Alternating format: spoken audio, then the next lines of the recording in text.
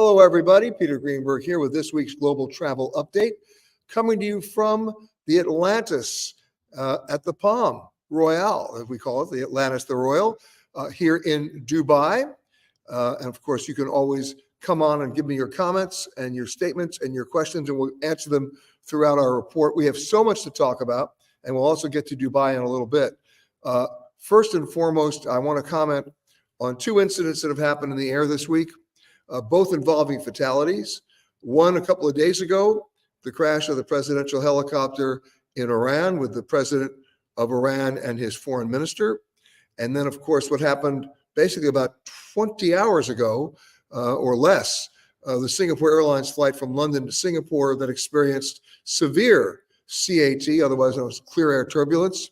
And what happened on that plane it resulted in one person dying. As an indirect result of it, we understand, and about 30 people injured, many of them taken to the hospital, an emergency landing in Bangkok. The plane did not land in Singapore. Let's talk about both of those. We'll start with the crash of the Iranian helicopter carrying the president and the foreign minister. Some interesting stories about that, and not to launch any kind of conspiracy theories, but it may be indirectly tied to the sanctions the U.S. has on selling anything to Iran. The aircraft that the president was flying on, an American-made helicopter, was 45 years old. Getting spare parts for that helicopter, very difficult, if not impossible. It would not surprise you to find out that they were machine tooling their own parts for that plane. It was flying in adverse weather, in fog. And one other thing that most people did not report, the Iranians were so security conscious, obsessively, that they removed something from not only that helicopter, but any of those planes that may be taking their head of state somewhere around the world, otherwise known as its transponder. They didn't want anybody to track the plane. Now, you can't get on a plane today commercially without a transponder not only being on board, but functioning. That's what allows them to talk to their air traffic controllers, and they know exactly where they are over a piece of ground in the air, and it's identifying them. It's squawking, if you will, their exact location and exactly who they are. So when that helicopter disappeared and didn't report in, they had nowhere to find out where it was because they couldn't track it. And then given the adverse weather conditions and the mountainous area where it was in, it took rescuers a long period of time to get to the scene of the accident. And of course, when they got there, as you saw from the photos, there was no sign of life. All were dead. There's some other parallels to be drawn here as the investigation continues. And it gets into areas of something we call pilot push. It happened with, most recently, that you may all remember, the Kobe Bryant crash, where it's highly indicated that the pilot was pushing his way in adverse weather to get Kobe to his destination, when the prudent thing would have been to land where they actually had visual reference points. This also happened many years ago on the plane carrying the Polish president and members of his cabinet. And again, there was a push going on, even in fog, to get that plane to its destination, no matter what.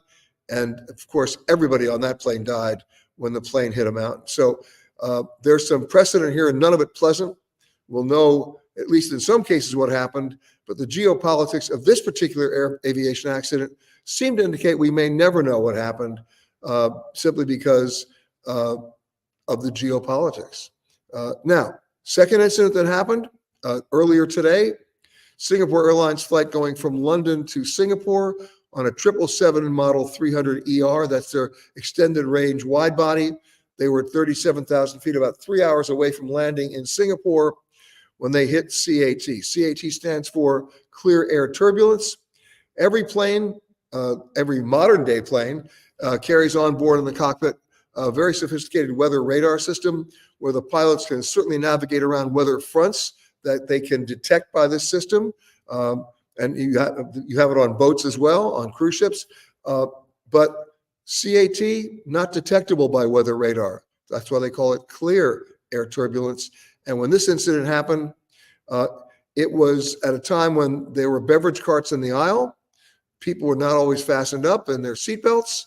And that plane dropped suddenly 1,000 feet. And now the tracking systems later reported that the plane dropped 6,000 feet. I have to put that in perspective. It did drop 1,000 feet because of the clear air turbulence, and then the pilots intentionally drove it through a lower altitude looking for smoother air. But that first instance of that vertical speed at which the plane dropped did some serious damage. You saw that. I'm sure by now you've seen the pictures of the interior of that cabin, with even the ceiling of the interior of the cabin dented from what? People's heads being thrown up there, beverage carts flying. As I said before, 30 people injured, many of them taken to the hospital. One 73-year-old British man died apparently of a heart attack, probably caused by this indirectly. That plane made an emergency landing in Bangkok. That plane won't be going anywhere soon, not because it can't, maybe, but because they have to inspect the airframe. We've seen situations where airframes have been bent by severe vertical speed, and until they inspect thoroughly, that plane is not going to go anywhere. I should tell you, thanks to global warming and climate change, the incidents of CAT have increased almost double in the last 40 years. And meteorologists can point to global weather change as the culprit here. Again, we don't really have the technology to properly adjust and detect clear air turbulence in time to avoid it, which means the following. You're always instructed to wear your seatbelts, and then when you get to cruising altitude, the captain will say, hey, feel free to roam about the cabin. Really? No. Here's what you do. And I know I've said this before. I'm going to say it again. I'm not a big fan of seatbelts for takeoff and landing. And I'll tell you why. Because when planes first started flying and seatbelts first started being used, planes took off and landed between 80 and 90 miles an hour.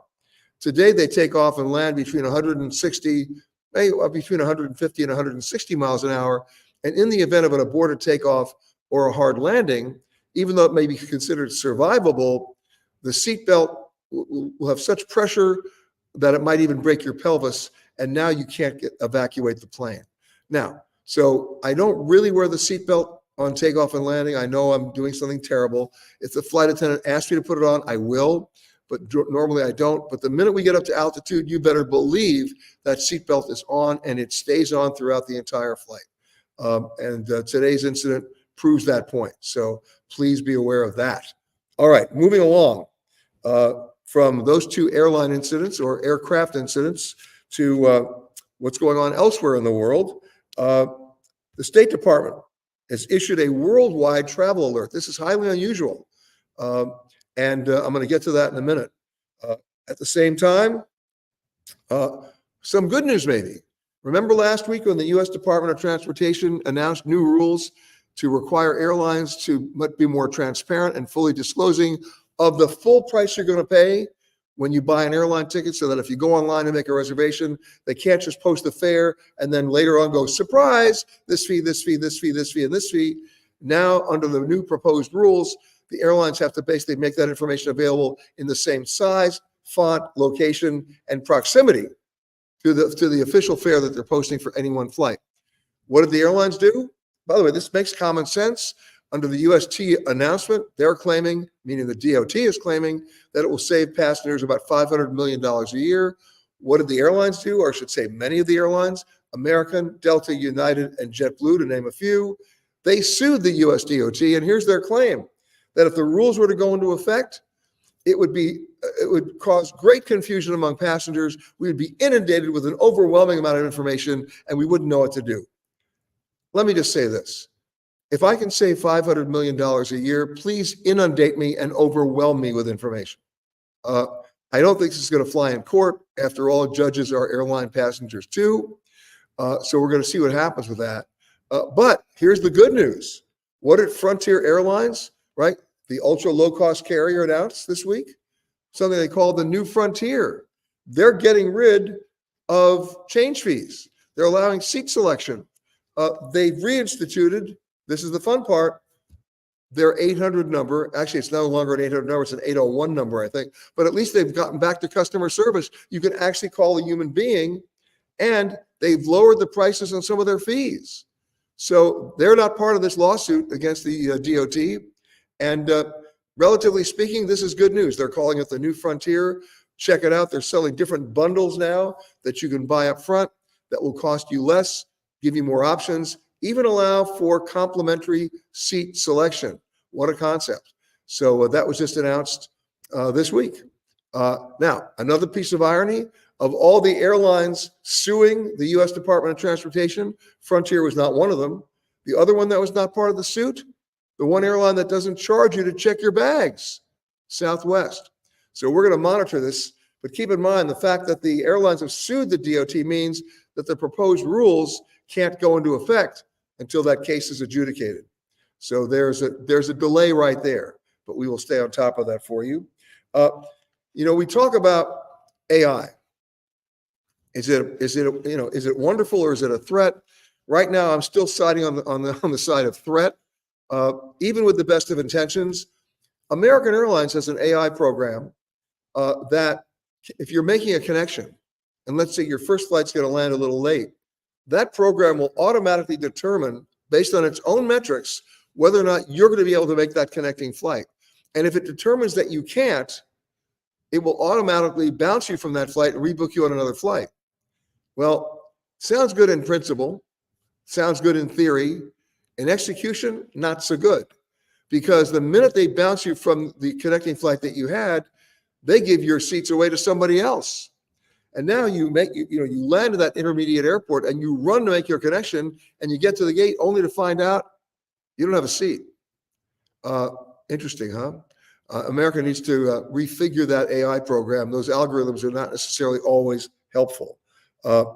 And something else needs to be refigured, and it's not part of the new FAA bill, but it should be a new DOT rule. I am all in favor of making a mobility topic A, an accessibility topic A. I'm all in favor of somebody who has a mobility issue to be given priority. I'm all in favor of them to be accommodated in the nicest, most compassionate, and safest way possible. But we have a problem in this country. It's called a scam. We call them miracle flights. If I want to call any airline right now to make a reservation and I ask for wheelchair assistance, they're under no obligation or mandate, I should say, to ask me to justify why I need it. They give it to me. And so I get to the airport. There's someone with a wheelchair. I'm allowed to check in earlier. I get through security faster. And when I get to the gate, I get to pre-board. Here's the problem. For at least 70% of the people who are requesting wheelchairs these days, no different than the old emotional support animal scam, they have no accessibility problem or mobility problem at all. Because when that plane lands at its destination, and there are 40 wheelchairs waiting with their attendants for these passengers to get off the plane to be put in wheelchairs, these people come racing out of the plane and run right by the wheelchairs. That's why we call them miracle flights. One gate agent actually called it Jetway Jesus. We can laugh if you want, but if you really have a mobility problem or you're a handicapped accessible person that needs the help, it's not a laughing matter. And it needs to be addressed. We need to come up with new rules to stop the scam. I mean, I can't begin to tell you how many flight attendants are angry about this, how many passengers with real needs are angry about this, and how many passengers who are frequent flyers like me are opposed to this scam because the karma is so bad, let alone the process. So stay tuned for that. It is on the agenda of the DOT, and hopefully you're going to see at least some form of more aggressive rulemaking in the days and weeks ahead. All right, let's go back to the State Department alert. Why have they done that on a worldwide level? It's highly unusual. They're doing it because they're hearing chatter of possible increased alert levels about terrorism. We have an Olympics year here. It's an election year. More people are traveling than ever before. So they raised everything to a level 2. What is a level 2? Well, let's first talk about what a level 1 is. A level 1 says travel with normal caution. In my book, that means don't trip and fall. We got that. Level 2 means travel with increased caution. Let's get real here. All that means is be situationally aware. It doesn't mean don't travel. I'm in Dubai. Do you know how many of my friends who I think are reasonably intelligent are asking me if I'm safe? Are you nuts? My biggest worry is returning to New York and being hit by the Madison Avenue bus. You can't be safer than you are in Dubai. And the Gulf countries that I'm going to be visiting, right? I'm going to be in many of the Emirates this week, right? In Abu Dhabi and Ras Al Khaimah. I go all the time. By the way, my last name is Greenberg, in case you didn't remember that. I'm going to be in Bahrain. I'm going to be in Oman. Get a map.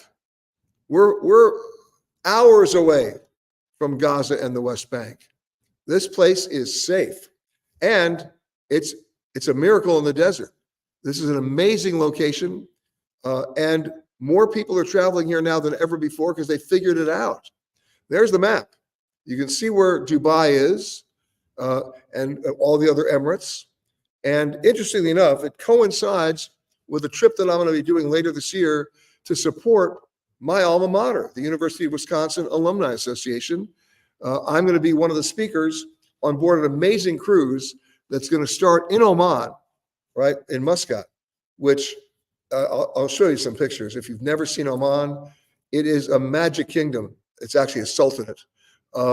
And it's an unbelievable juxtaposition of old and new without it being overly developed. You've got the sea, you've got the mountains, you've got high tech, and of course, you've got the Musandam Peninsula. How beautiful is that? Every time I'm there, I go swimming with the dolphins. I'm not making this up. And the food is amazing. And then, of course, if you want to get on a camel, you can. And that's a real camel. That's not a chatbot. But the bottom line is, I'm really looking forward to this. Every time I go, I learn something, and it's a magical trip. It's being organized by a company called Go Hagen out of Chicago. We start in Oman and visit many of the Emirates and end up and then go through Bahrain, which is an amazing location in and of itself, and then end up right here in Dubai. It's in November. Starts around the 13th of November till around the 23rd. Again, I'm doing it to support the University of Wisconsin Alumni Association, and I hope to see you guys there. It is an amazing trip. You can go on their website, gohagentravel.com, or as you can see, we're scrolling on the screen right now. That's the direct website that will get you to the actual itinerary of what we're going to be doing. It's a very worthy cause. I'm happy to support them, but at the same time, I want to send a clear message to everybody who's watching. Do yourself a favor, and I'm not being condescending here. I'm being helpful. Give yourself a present. Buy an atlas. Look at it, and then you'll understand why I'm in Dubai. Now, I'm in Dubai right now for an amazing travel conference. It's the Virtuoso Symposium. Many of you know we broadcast from all the Virtuoso Symposia over the years, and also the Virtuoso Travel Weeks that they do in August in Las Vegas. We have with us in this hotel about 500 of the most influential travel advisors and travel agents and travel suppliers in the world, talking about what's happening in the world in terms of trends, direction, unbelievable destinations, unbelievable hidden gems. I come here to learn as well. But I can tell you this, I've been coming to Oman since 1978. Yes, I'm that old. But I'm telling you, I took a group of friends back in 1998, and we went on a trip that everybody thought I was crazy. We did Dubai and Oman. Then we went to Jordan, Israel, and Beirut, right? In fact, we did Jordan for breakfast, Jerusalem for lunch, and Beirut for dinner on the same day. And all the friends who were with me, they came out of the plane the first time like they were hostages. And within 24 hours, I'm not exaggerating, each one of them came to me sheepishly and asked if they could extend their trip. So ladies and gentlemen of the jury, I rest my case on this. And I hope you will think clearly, whether you come on my trip or not. This is a destination you need to explore, you need to experience. And once you get here, many of you who are watching me may have been to this area before. You know exactly what I'm talking about. It is well worth the visit because it is well worth the experience. All right, let's go to the wall here and answer some questions and say hello to some folks. Jim and Harriet, always first up from Richmond, Virginia. How are you? Priya's saying hi from Chicago, where I was last week. Here we go. Melanie saying, very sad about the Singapore injuries, health, and death. Greetings from Miami. As usual, always enjoy your show. Thank you, Melanie. Mary Jo is saying, good afternoon from Chester Springs, Pennsylvania. Cassie's tuning in from Chicago. Katrina saying hello from Alabama. I haven't heard from you in a while. Hello, Katrina. Pam saying, watching from Duluth, Minnesota. Colleen saying hello from Florence, Italy. Museum tip, if you pre-book the 8:30 a.m. entry slot for the Uffizi Art Gallery, I've been, it's wonderful, you get a significant discount.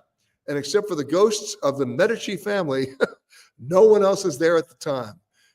Guess where I'm going to be tomorrow at 8:30 a.m.? Would it be the Uffizi Art Gallery? All right, Chris is saying greetings from Uganda. And he says, for your followers interested in walking with the mountain gorillas in Uganda, they actually have tour packages. You know what? As many of you know, we've already broadcast this year from Uganda because we have finished our show called Hidden Uganda. It'll be appearing on PBS, Amazon, Apple TV, and later on this year on YouTube, probably around November or December of this year. We'll let you know about it. Of course, many of you already know that our next special that's airing is Hidden Belize, our 1-hour special, also on PBS, Amazon, Apple TV. Hope you get a chance to watch it. That'll be coming up in a couple of months. And while we're at it, our next season of Travel Detective has already started premiering, and our next episode is premiering this week. And let me tell you, we're going to be talking about a different kind of Detroit, the hidden gems of Motor City that may surprise you. Remember, Detroit used to be an abandoned city in most people's eyes. It's not that way anymore. And then, you know how I talk about luggage. There are two kinds of airline bags, carry-on and lost. Well, there's only two kinds of bags in another category as well when it comes to luggage warranties and guarantees that actually make sense. In fact, there are two companies that I've been able to find that actually have a bona fide, unlimited lifetime warranty on their bags. One is in the United States, that's Briggs & Riley, and the other is manufactured in Germany, and that's Rimowa. And we did a special segment where we went to both locations to watch them not only repair the bags, but build them. It was fascinating. Here's a little teaser of our Travel Detective Season 9.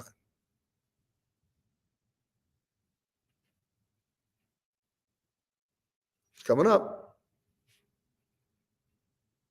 We hope. Anthony, are you there? All right, while we're waiting for that, I'll continue to scroll down. Pamela saying hello from Silverdale, Washington. Rory saying hi from the Hudson Valley in New York. Tayo is saying, how often are the airlines supposed to check each airplane seat for functionality? Seatbelt, recline, USB, etc. I had an uncomfortable 7.5-hour flight as my footrest wouldn't retract and thus was in the way. You know what? Most people think that when they get on their airplane, this week on the Travel Detective, it's known as the Motor City, with ties to the automobile industry that go back literally to day one. Its quintessential American music gave birth to the Motown sound, and yet it was plagued by a financial crisis that crippled and nearly killed this city. And now it's become one of America's greatest comeback stories. Let me share with you some of my hidden gems of Detroit. That's our cover story. Plus, while plane crashes remain extremely rare, correspondent Scott McCartney tells us why the survivability rate is actually very high and continues to rise. And then, pack your bags as we investigate not which companies have the best luggage, but which have the best warranties. I'm Peter Greenberg. All this and more on the next edition of The Travel Detective on PBS. Check your local listings. And there was a teaser. Thank you, Anthony, for getting it up on the screen. But let me go back to what we're talking about airplane seats and your footrests. Most people have the false presumption that when they get on an airplane, it's been waiting for them for 3 weeks. You'll be lucky if it's been waiting for you for 45 minutes. And, aircraft utilization is key to an airline making money. It used to be about 12 hours a day. Some of these airplanes have been using 16 and 17 hours a day. And you have go items and no-go items. A no-go item is not your footrest. A no-go item is if the radar is not working. A no-go item is if the engine's not working. We need to pay more attention, of course, to the creature comforts on the plane. And if you get a tray table that cuts you, I've had that happen to me, or you get a seat that doesn't recline on a long flight, or you paid for a lie flat seat and it turned out to be a flat lie, You need to be compensated for that. And you need to alert that to the airline. And compensation, let's be honest, should not be in the form of here's 5,000 bonus miles that you can never redeem. It needs to be realistic, tangible asset time. So if you've got a problem, you can always write me, peter@petergreenberg.com, and we'll check that out for you. Okay, let's keep going here. Geraldine's saying hi. Cassie's saying, shopping at authentic local markets and bazaars is a popular part of the travel experience. What are your favorite things to purchase and bring back from Dubai and the surrounding area? Well, here's what's interesting. If you take a look at Dubai as your hub, now you have the other Emirates. And you can go to the souks, the gold market, especially here in Dubai. Amazing stuff there. And of course, there's no such thing as a fixed price. You get to negotiate. The shopping malls here are amazing. I'm gonna let you in on a little secret.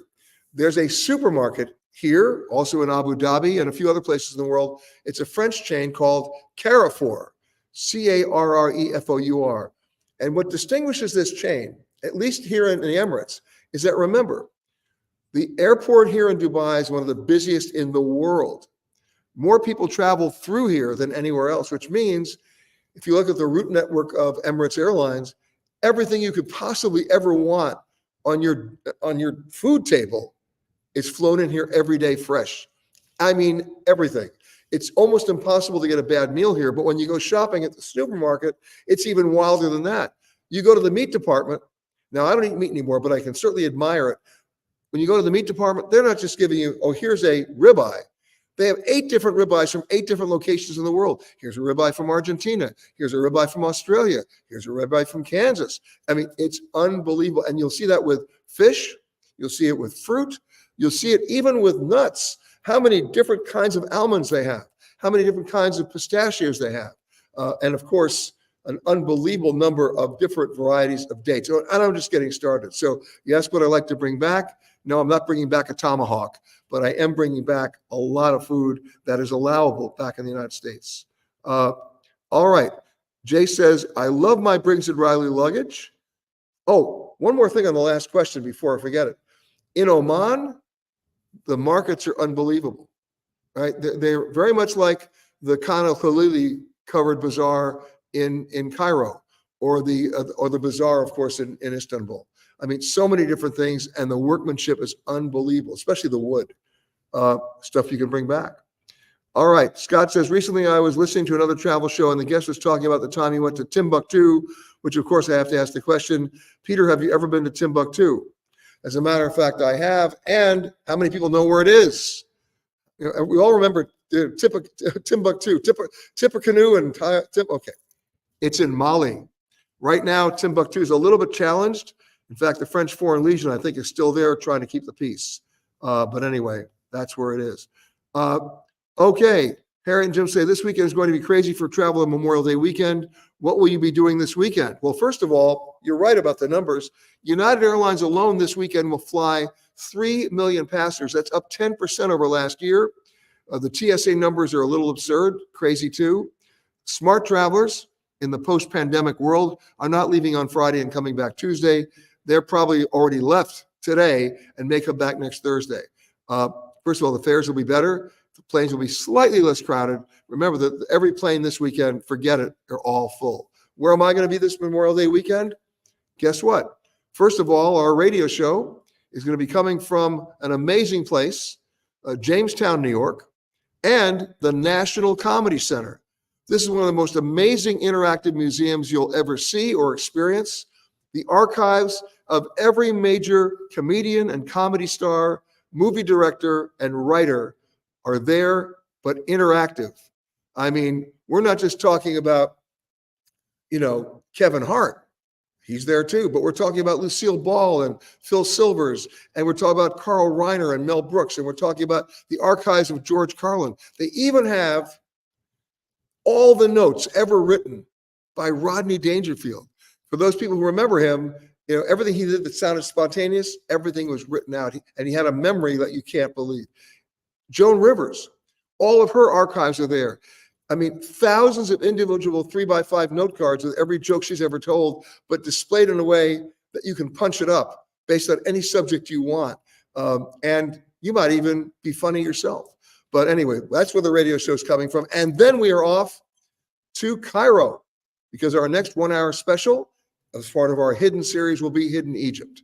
So I hope you get a chance to listen to the radio show this weekend from Jamestown, New York. Of course, you can always listen to it, even if you can't find a station in your market. Just go to our website, petergreenberg.com, hit the radio icon. At about 10:05 in the morning Eastern time on Saturday, you can hear the show streamed live. So I hope you get a chance to join us. Willie's saying hello from Denver. He says, I'm headed to Cancun tomorrow. Do you have any off the beaten path recommendations, food or things to do? Well, let me know where you're staying. That will be the first item I can help you out with, or at least give you some guidance. Okay. Rory saying, I bought a Briggs & Riley off Amazon, rolling duffel bag for $6.99. Got it for $150. I was afraid it was a knockoff, but it was authentic, never used. It was gifted to an employee from a CEO of a jelly company that rhymes with, okay, got it. I registered the serial number. I waited a year to find it online at your recommendation, and it's gorgeous. It's covered by the warranty. Seth is saying, if visiting the Netherlands, what other cities do you suggest besides Amsterdam with 2 teens? I'm a huge fan of Rotterdam, and it's an easy drive or an easy river trip down to Rotterdam. You know, that's the city where all the immigrants headed to the United States. That was the last city they saw. And there's a hotel there that you need to go see because they preserve, it still operates, and they preserved it just the way it was. The Hotel New York, go there for lunch, great food. But I mean, the history in that hotel is well worth it. And for those people who remember the cruise ship, the Rotterdam. Now, there are many incarnations of the Rotterdam. There's one out sailing right now for Holland America, but the most famous of the Rotterdams was retired and now is in Rotterdam as a floating restaurant and hotel. And you need to just go visit it. You don't have to stay there. You don't have to have lunch there, but just walk the promenade decks and realize what promenade decks really used to be. And this is a ship that's got great curves. It looks like a ship. It doesn't look like some condominium fell over and floats. So have fun in Rotterdam as well. Okay.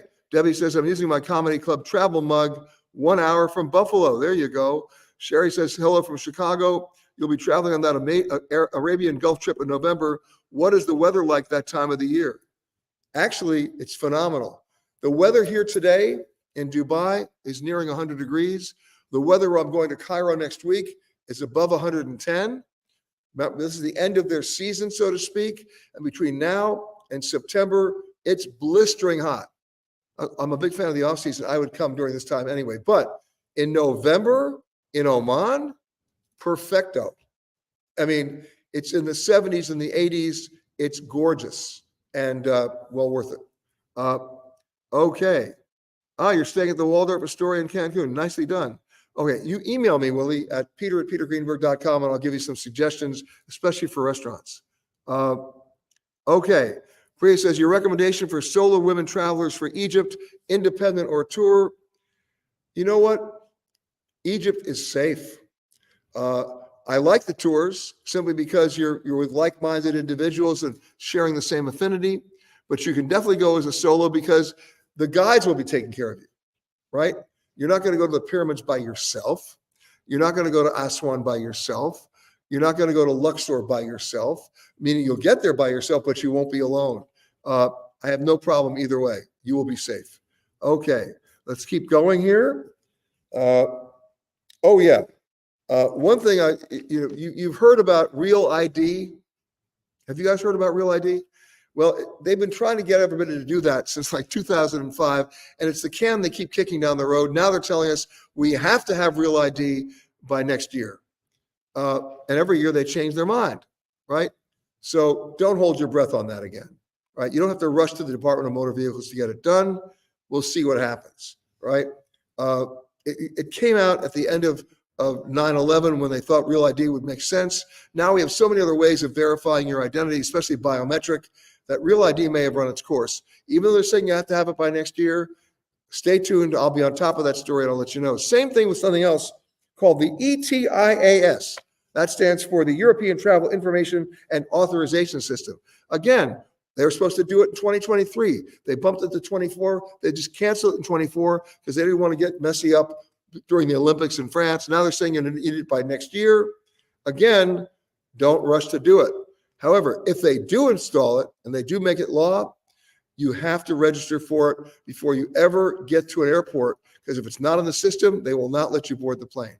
Again, you don't need it now, and you don't need it for the rest of this year. But just letting you know, like Real ID, it's just kicking down the road, and nobody's making up their mind about what they're going to do. All right, let's go to some of your questions here. Andy says, Peter, I need advice. It has occurred to me that every time I fly, I'm the one who's pulled aside and rudely interrogated and swabbed for explosives and other contraband. Every single time. And I'm often taken to a separate room to be interrogated further. My goodness, Andy, who do you know? Each time I came close to missing my flight because of it, in spite of the fact that I always show up 2 hours before my flight, I recently learned that it's possible that I could be on a blacklist of some sort. And the answer is you could be. You need to, the TSA has a website where you can write them, also the Department of Homeland Security, and ask them to investigate. I've seen a number of cases where you had a name that was very similar to somebody else's that was on the list, and you got penalized for it. A couple of things you need to know. There are still profiles that if you fit them, you're going to get stopped and taken aside. One is if you buy the ticket at the last minute and it's a one-way ticket. Another is if you pay cash for your ticket. I don't know anybody who does that anymore, but if you do, and that's when you're going to get those 4 S's on your boarding pass, selected for secondary screening, right? That's what that means. But check that out. I remember a story that happened to me. We were shooting in a place called Algodones, Mexico, and the nearest airport was Yuma, Arizona. So I flew to Yuma, drove over the border to shoot the story with my camera crew. They dropped me back off at the Yuma airport early. I was like 5 hours early because there's only one flight a day from Yuma to LA.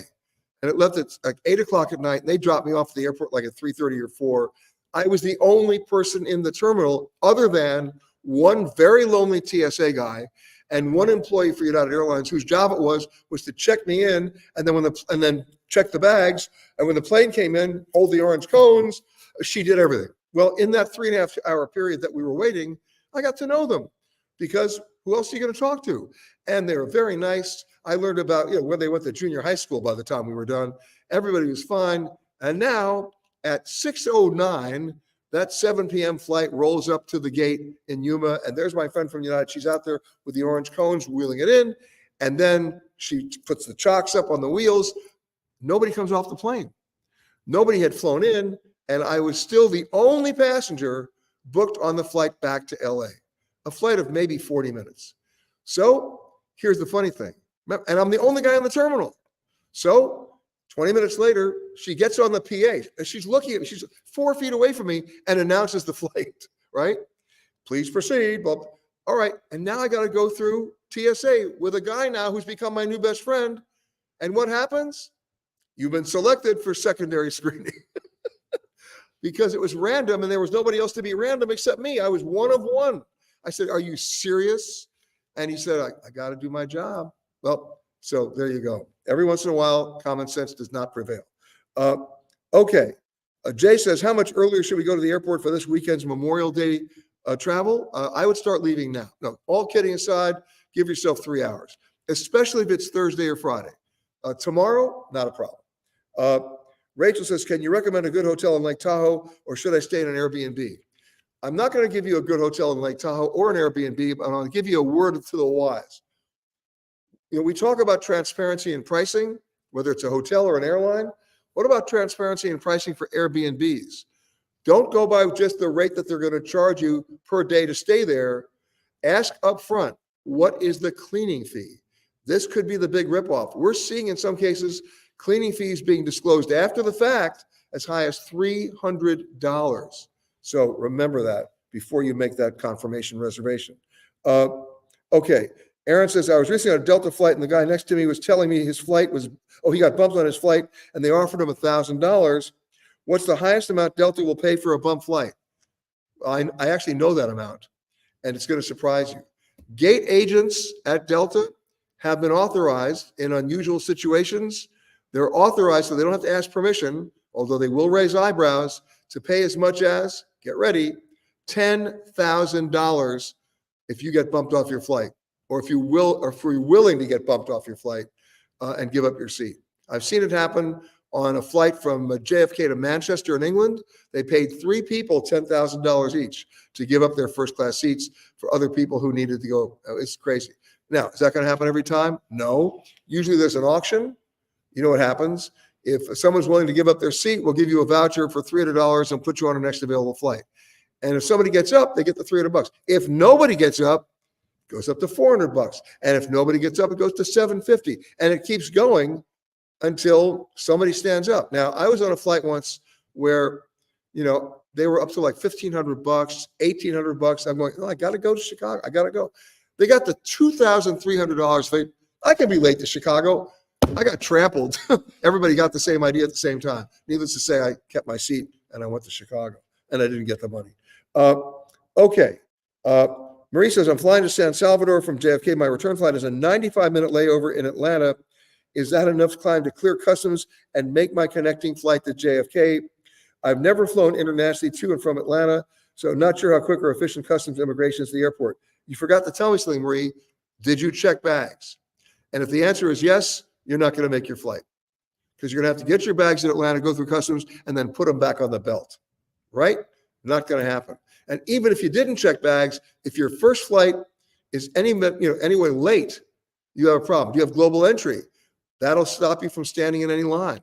So the answer is, I'm presuming you don't have global entry. Go back to the airline. I believe this is, I think it's Delta. Sounds like it's Delta because you mentioned Atlanta. Go back to Delta and see if they'll put you on a later flight out of Atlanta to get to JFK. Otherwise, you're going to be racing and you may not win the race. All right. Let's go to the photo of the week. I almost forgot. I love this one. Congratulations to Carol Rabe. She writes, a rainy day in April in Alberobello, Italy, enjoying the Trulli houses. Well, actually, for those people who know where this is, each house is called the Trullo, but as a group, they're called Trelli. This is in the Puglia region of southern Italy, and it makes you believe that you're an escapee from a Lord of the Rings. But they're beautiful, and they're fun, and it's a great place to visit. Grace, thank you. Excuse me, Carol. Why did I say Grace? Carol, thank you for that photo. And if you think your photo qualifies for photo of the week, you know what to do. Just send it to photocontest@petergreenberg.com. A couple of housekeeping notes. Number one, remember, I'll be hosting and speaking on board a wonderful ship from Ponant, leaving Oman in November, sailing through the Emirates, through Bahrain as well, and ending up right here in Dubai. I'm doing it to support the University of Wisconsin Alumni Association, a great organization, of course, my alma mater, in all fairness. And if you want to join, I hope you can. We're going to have a lot of fun on this trip. And I'm telling you now, I've done this before. So I'm not just saying, it's my first trip. It's not. It's a magical trip at the best time of the year. And for those of you who are worried about whether or not it's safe or not, first of all, buy yourself an atlas. Second of all, listen to what I'm telling you right now. It is safe. Americans are not targeted. In fact, we are welcomed with open arms, and you will find hospitality that will spoil you. Remember the old Groucho Marx line that you would never join a club that would have you as a member? That's the first thing you're going to ask after you're treated by all the people in these Emirates and countries. Like, you sure that maybe another guy, Greenberg, that they're talking? No, it's who they are. It has nothing to do with you. You're going to have a great time. Of course, you can go to gohagentravel.com to see all the other trips that they're doing. But the one that I'm going to be on, supporting the UW Alumni Association, you can find that right there on the screen that Anthony is scrolling through right now. And I hope you get a chance to do that. In the meantime, of course, I'll listen to you, and I hope you listen to me on the radio this weekend, coming from Jamestown, New York, and the National Comedy Center. Some great guests on the show. Of course, we'll have all the updates on the continuing Boeing investigation, and of course, updates on what's happened with Singapore Airlines, and of course, the terrible crash in Iran of the president's helicopter. Have a great rest of the week, everybody. I will see you in Jamestown, and then next week, update from Cairo. Thank you to Anthony for doing this, and I'll see you guys next week.